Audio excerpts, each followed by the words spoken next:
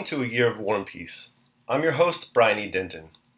A Year of War and Peace is a daily, year-long, chapter-by-chapter reading of and meditation on Leo Tolstoy's epic novel, War and Peace. In these videos and podcasts, you'll be treated to a free reading of one chapter per day of the novel, plus a reflective essay I've written individually tailored to that day's chapter.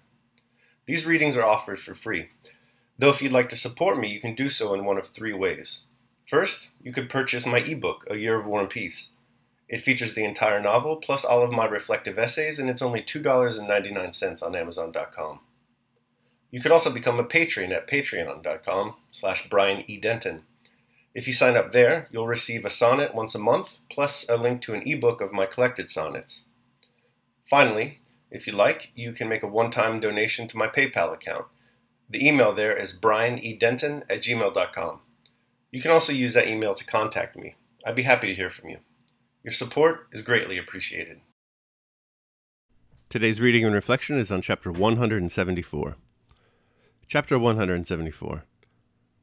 Prince Andrew's eyes were still following Fuel out of the room when Count Bennigsen entered hurriedly, and nodding to Bulkonsky, but not pausing, went into the study, giving instructions to his adjutant as he went. The Emperor was following him, and Bennigsen had hastened on to make some preparations and to be ready to receive the sovereign. Chernyshev and Prince Andrew went out into the porch, where the Emperor, who looked fatigued, was dismounting. Marquis Paolucci was talking to him with particular warmth, and the Emperor, with his head bent to the left, was listening with a dissatisfied air. The Emperor moved forward, evidently wishing to end the conversation, but the flushed and excited Italian, oblivious of decorum, followed him and continued to speak. "And as for the men who advised forming this camp, the Drisa camp," said Paolucci, as the Emperor mounted the steps and, noticing Prince Andrew, scanned his unfamiliar face.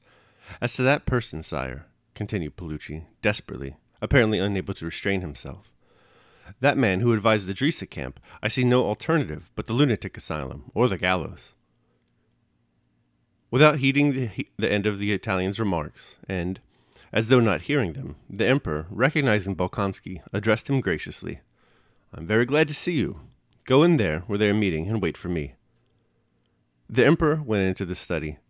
He was followed by Prince Peter Mikhailovich Bulkonsky and Baron Stein, and the door closed behind them. Prince Andrew, taking advantage of the Emperor's permission, accompanied Paolucci, whom he had known in Turkey, into the drawing room where the council was assembled. Prince Peter Mikhailovich Bulkonsky occupied the position, as it were, of chief of the Emperor's staff.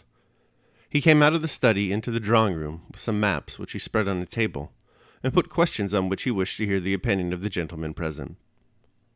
What had happened was that news, which afterwards proved to be false, had been received during the night of a movement by the French to outflank the Drisa camp. The first to speak was General Armfeldt, who, to meet the difficulty that presented itself, unexpectedly proposed a perfectly new position away from the Petersburg and Moscow roads. The reason for this was inexplicable, unless he wished to show that he too could have an opinion, but he urged that at this point the army should unite, and there await the enemy. It was plain that Armfeldt had thought out that plan long ago, and now expounded it not so much to answer the question put, which, in fact, his plan did not answer, as to avail himself of the opportunity to air it. It was one of the millions of proposals, one as good as another, that could be made as long as it was quite unknown what character the war would take. Some disputed his arguments, others defended him. Young Count Toll objected to the Swedish general's views more warmly than anyone else, and in the course of the dispute drew from his side pocket a well-filled notebook, which he asked permission to read to them. In these voluminous notes, Toll suggested another scheme, totally different from Armfeldt's or Fuel's plan of campaign. In answer to Toll, Paolucci suggested an advance and an attack, which, he urged, alone could extricate us from the present uncertainty and from the trap, as he called the Drisa camp, in which we were situated.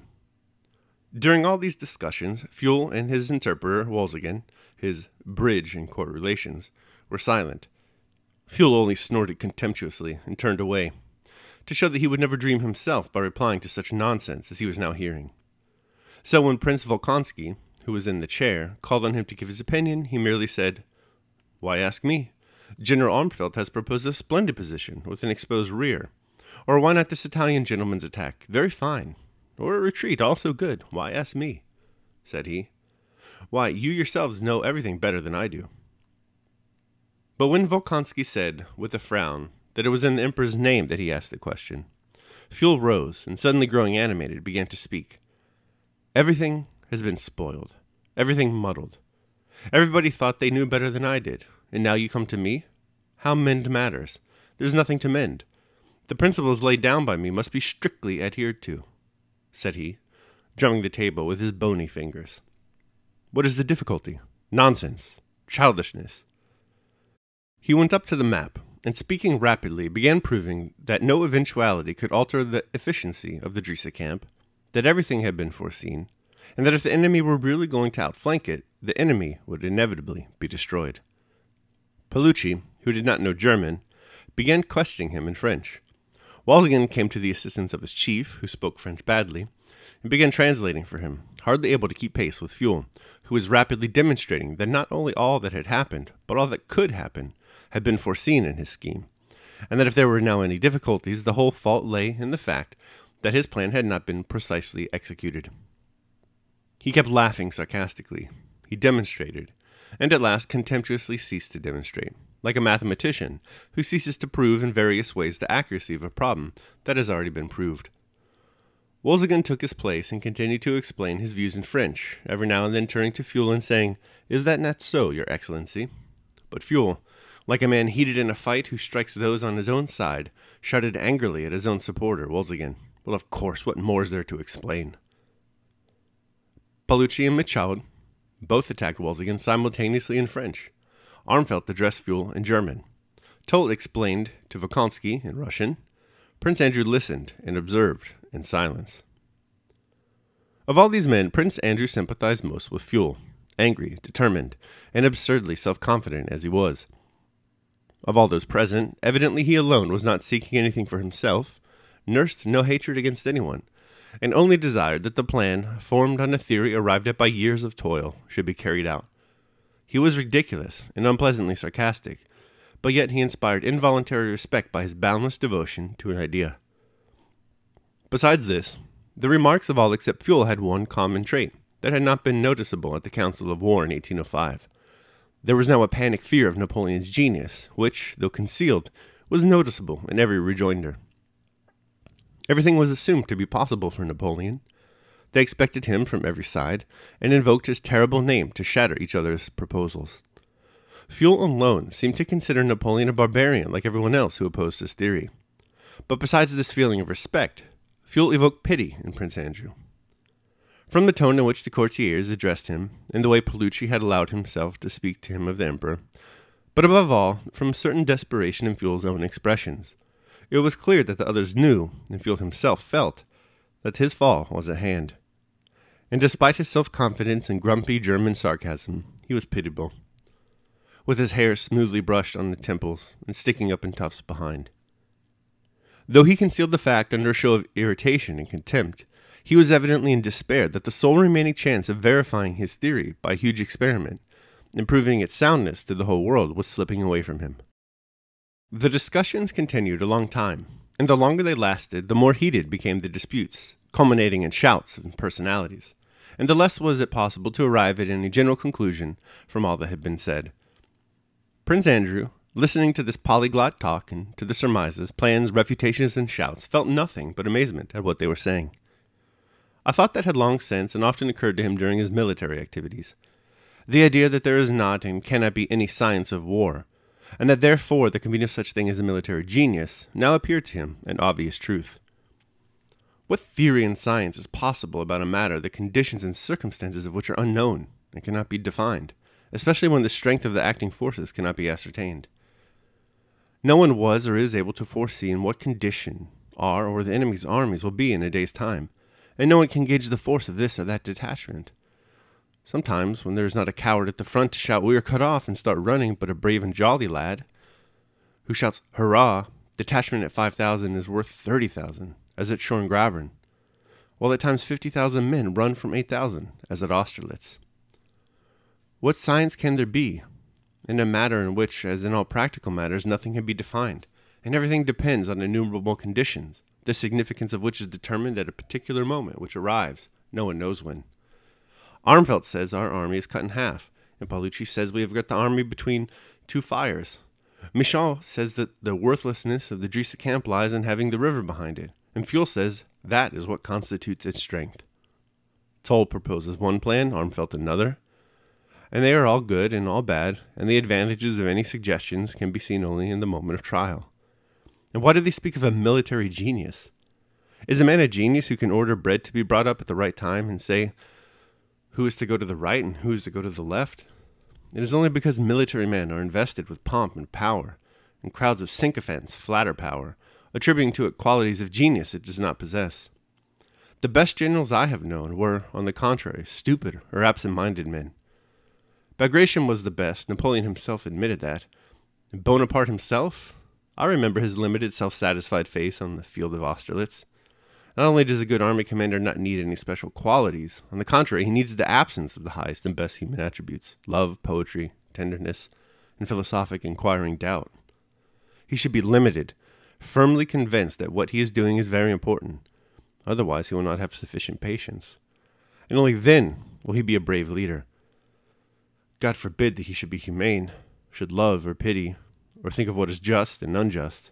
It is understandable that a theory of their genius was invented for them long ago because they have power. The success of a military action depends not on them, but on the man in the ranks who shouts, "We are lost," or who shouts, "Hurrah!" And only in the ranks can one serve with assurance of being useful. So thought Prince Andrew, as he listened to the talking, and he roused himself only when Paolucci called him, and everyone was leaving. At the review next day, the Emperor asked Prince Andrew where he would like to serve, and Prince Andrew lost his standing at court circles forever by not asking to remain attached to the sovereign's person, but for permission to serve in the army. All right, that concludes my reading of chapter 174. I hope you enjoyed it. I will now proceed to my reflection on the same. A Year of War and Peace, Day 174. Kinderspiel. It pains me deeply to hear Garry Kasparov, a hero of mine, criticize War and Peace as being outdated due to its heavy inclusion of philosophy. That critique, however, cannot be ignored. The novel does boast its fair share of philosophy, particularly in chapters such as today's. In keeping, then, with the philosophical currents of today's chapter, let's grapple with one of the 20th century's most influential philosophers, Friedrich August von Hayek, in his essay, The Facts of Social Sciences. In that philosophical essay, Hayek argues against three schools of thought: logical positivism, collectivist positivism, and the German historical school. He finds fault with the emphasis on objectivity these schools apply to the social sciences. Instead, Hayek believes that there are no objective historical facts distinct from the individual human mind. That is, there can be no true objectivity in the social sciences, because the subject of the social sciences, human beings, are unfathomably subjective. Therefore, social science facts are not objective, but rather wholly subjective. It cannot be referenced without relating to how individual human minds interpret reality and interact with each other. In today's chapter, Prince Andrew Bulkonsky seems to beat Hayek to this insight as he contemplates the science of war during a war council called by the Tsar Alexander. Fuel and the other members of the council are thinkers that Hayek argues against. They have their theories of war based on indisputable objective fact. Fuel himself says that his plan of war is foolproof because every single contingency has been accounted for. Andrew listens in total disbelief. He understands that these plans for war will only work if it is known what character the war will take. But that is impossible because, quote, Prince Andrew, listening to this polyglot talk and to these surmises, plans, refutations, and shouts, felt nothing but amazement at what they were saying. A thought that had long since and often occurred to him during his military activities, the idea that there is not and cannot be any science of war, and that therefore there can be no such thing as a military genius, now appeared to him an obvious truth. What theory in science is possible about a matter the conditions and circumstances of which are unknown and cannot be defined, especially when the strength of the acting forces cannot be ascertained? No one was or is able to foresee in what condition our or the enemy's armies will be in a day's time, and no one can gauge the force of this or that detachment. Sometimes, when there is not a coward at the front to shout, "We are cut off," and start running, but a brave and jolly lad shouts, "Hurrah!" A detachment of 5,000 is worth 30,000, as at Schorngraben, while at times 50,000 men run from 8,000, as at Austerlitz. What science can there be in a matter in which, as in all practical matters, nothing can be defined, and everything depends on innumerable conditions, the significance of which is determined at a particular moment, which arrives no one knows when." End quote. Hayek is in agreement with Prince Andrew. The social science facts of the science of war are not born of objectivity, but the unknowable subjective experience of those individuals participating in the war itself. Part of Garry Kasparov's critique of War and Peace is that, contrary to the work of Dostoevsky, which focuses more on human nature, Tolstoy's novel delves too much into abstract philosophy. The project of A Year of War and Peace is to bring that abstraction down a bit and empower individual readers of the novel to learn from the experiences of the fictitious characters therein. Prince Andrew, I believe, offers readers a superlative example of virtuous living in today's chapter. Prince Andrew is the only one today who is willing to live according to his personal code. The others gathered at the council offered their views, but none put their skin in the game. In fact, their goals sometimes seem to be winning favor with the Tsar rather than winning the war. Prince Andrew, on the other hand, sacrifices his standing at court circles to join up with the army instead of remaining in the Tsar's inner circle. Hurrah! Daily Meditation. Verily I say unto thee, of all men the most negligent is he that disputeth idly, and seeketh to advance himself over his brother. Say, O brethren, let deeds, not words, be your adorning. Baha'u'llah, the hidden words. All right, that concludes my reading of and reflection on chapter 174. I hope you enjoyed it. Thanks so much for joining me. Remember that if you'd like to support me, you can do so either by purchasing the ebook, A Year of War and Peace, becoming a patron at patreon.com, or making a one-time donation to PayPal. The links to all that are down below in the show notes. Tomorrow, we're going to be reading and reflecting on chapter 175. I hope you'll join me. Until then, take care of yourselves and others.